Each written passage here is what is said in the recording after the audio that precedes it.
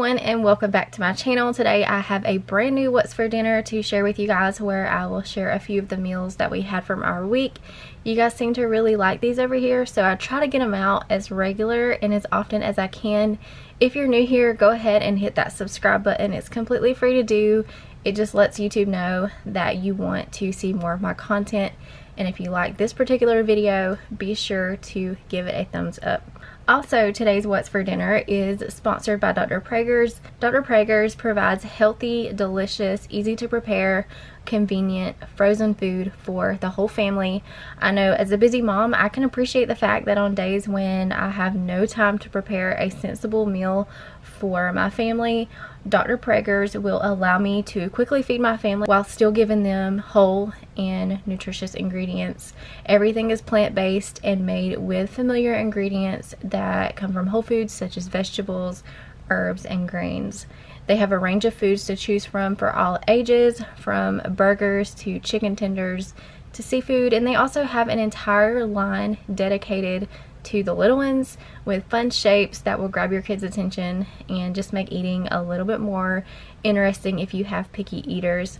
Everything is flash frozen. They also offer a range of dietary restriction options, including gluten-free, vegan, soy-free, and non-GMO. You can find Dr. Praeger's products in the grocery store. You can head over to their site, type in your zip code, and it'll pull up a location near you where you can find Dr. Praeger products, or you can order the Dr. Praeger products online through Amazon Pantry, Amazon Prime, Fresh Direct, Instacart, Peapod, and Walmart, and have it shipped right to your door.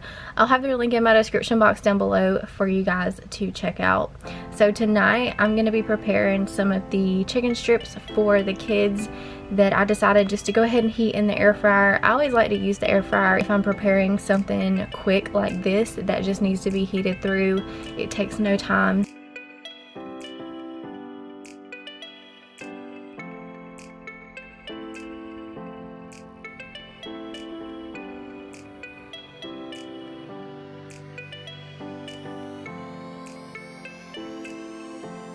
And I just served them with some fries. If you're wondering why there's a third plate, my niece has been staying with us some and she was here on this particular night. So from the outside, as you can see, these look like actual chicken tenders.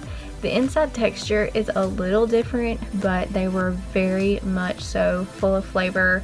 Served with a little bit of ketchup on the side. My kids never asked any questions. Now for the burger, I really enjoyed this. I'm making the perfect burger, which is made from sweet potato, butternut squash, beets, and carrot. So I actually wanted to season this, but it was completely frozen going in and needed to thaw a little before I seasoned it so that the seasoning would stick. So about 5 minutes into the cook time, I seasoned it with a little Cavender seasoning. I made it up as if I was eating a regular beef patty burger with lettuce, tomato, cheese, and a little ketchup, mustard, and mayo sauce mixture. This is honestly something that wouldn't hurt my feelings if I had to eat it all the time. I thought it was really good. It had lots of flavor, and as a person who doesn't exactly eat the healthiest, I just have a problem eating my veggies and getting in my full size servings every day. So this is an easy way for me to sneak in my own veggies. I've always been a person that can do veggie burgers with no problem. I love to eat black bean burgers. So this is something that I really enjoyed and could very easily replace a beef burger patty, and honestly I wouldn't be one bit upset about it. Overall, I enjoyed these Dr. Praeger products, and if you're interested in trying them for yourself, I will have a link in my description box for you guys to follow. Once again, thank you to Dr. Praeger's for sponsoring today's video. So next up, we are doing breakfast for dinner, and we are making some homemade hash browns. This was actually our first time ever making homemade hash browns this way. So you just take some russet potatoes after you have washed and scrubbed them, bake them in the oven until they're soft, and then the peeling will slip right off. I'm still having to use a peeler, but it's nowhere near as much work if I had peeled these raw. So once you have it peeled, you just take a cheese grater and grate them up, and then you have hash browns. So what we're going to do with these, we're actually going to cook a little of them for the meal, but then we're going to take and freeze the rest and have them for a later time. You could get fancy with this. You could add peppers and onions and make like a frozen potatoes O'Brien, but we're just gonna freeze them as is.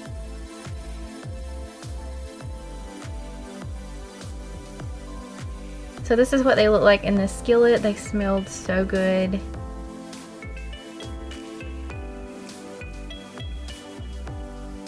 So like I said, this is our first time making these and freezing these, and what we actually did is we used a measuring cup and scooped them out onto a cookie sheet pan, but when we do them again, we will just lay them flat, and then whenever you store them, you just break off what you need when you want to pull them out. But this is what ours look like. We just put them in gallon Ziploc bags and popped them into the freezer. For this meal, we served it with grits and sausage.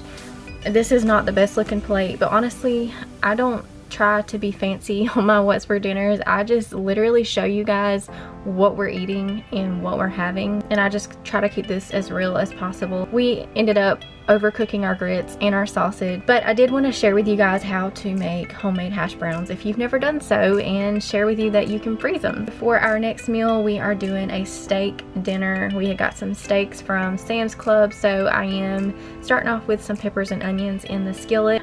We are going to tenderize these with a meat tenderizer, and then we're going to cook these in the same skillet as the peppers and onions.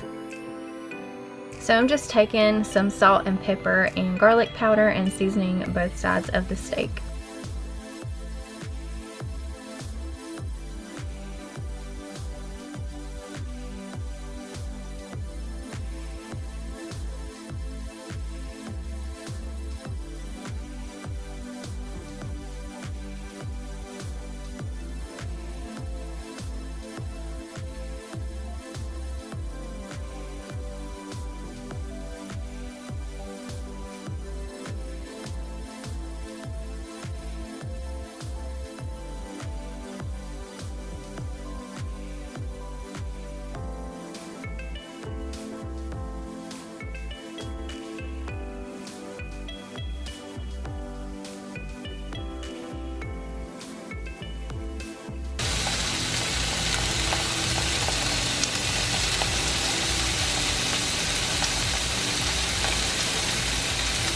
And this is what our plates look like. We just took some hot dog buns and made some homemade garlic toast. We did baked potatoes with sour cream and bacon bits. And then we also just sliced up a cucumber.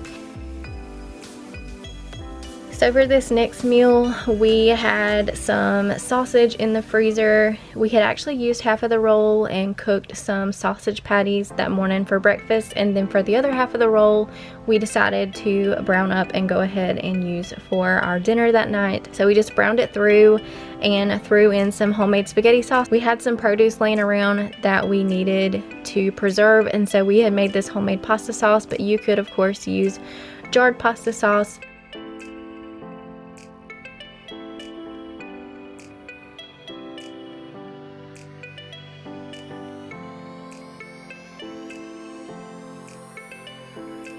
Now what I'm going to do is take about half of this package of elbow noodles and boil that up, and once it's cooked I'll throw that in with the pasta sauce and the sausage, and that'll be it for this meal.